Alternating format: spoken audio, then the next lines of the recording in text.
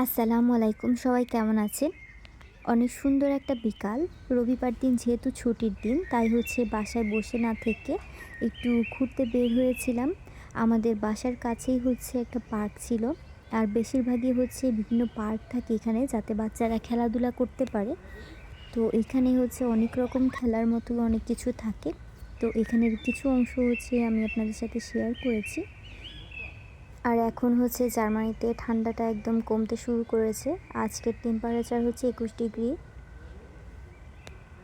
অনেক সুন্দর একটা ওয়েদার ছিল, আর বাসায় থাকতে একটু ভালো লাগছিল না, তাই আমরা একটু হাঁটতে বের হয়েছিলাম।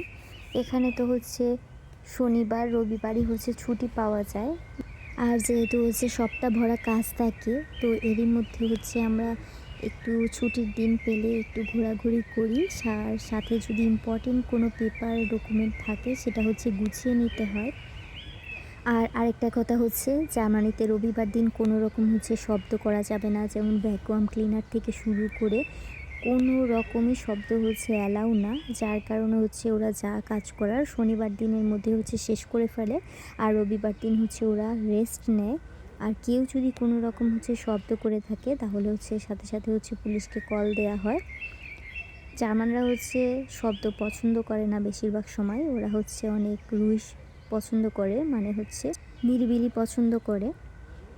আর যদি কোনো কারণে কেউ শব্দ করে অন্য আরেকজনকে বিরক্ত করে, প্রথমে তাকে ওয়ার্নিং দিয়ে যাওয়া হয়। আর ওয়ার্নিং যদি না শুনে, পরবর্তীতে লাস্ট পর্যায়ে তাদের তখন পুলিশকে কল দেওয়া হয়। তো যাই হোক, জার্মানরা শব্দ পছন্দ করে না, ওরা খুবই নিরিবিলি। আর দেখা যাবে সন্ধ্যা হওয়ার সাথে সাথে গ্রামের বাড়িতে যেমন সবাই ঘুমিয়ে পড়ে, এরকম ঠিক এখানে জার্মানরা যখন সূর্যটা ডুববে, দেখা যাবে সবাই ঘুমিয়ে পড়েছে। আর জার্মানরা প্রত্যেকটা বিষয় খুব কঠোরভাবে টাইমিংটা মেনটেন করে। ওরা টাইমিংয়ের ব্যাপারে খুবই সিরিয়াস থাকে।